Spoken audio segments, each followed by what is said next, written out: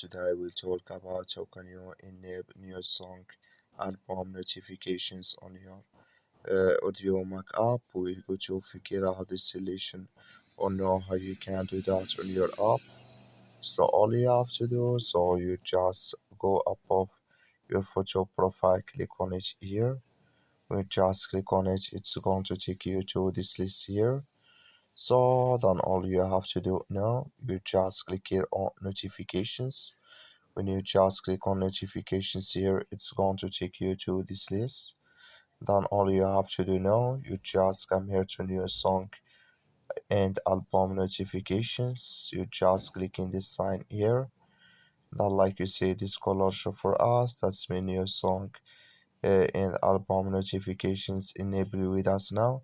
That's all you have to do. Thank you for watching. Don't forget to support us by liking and subscribe.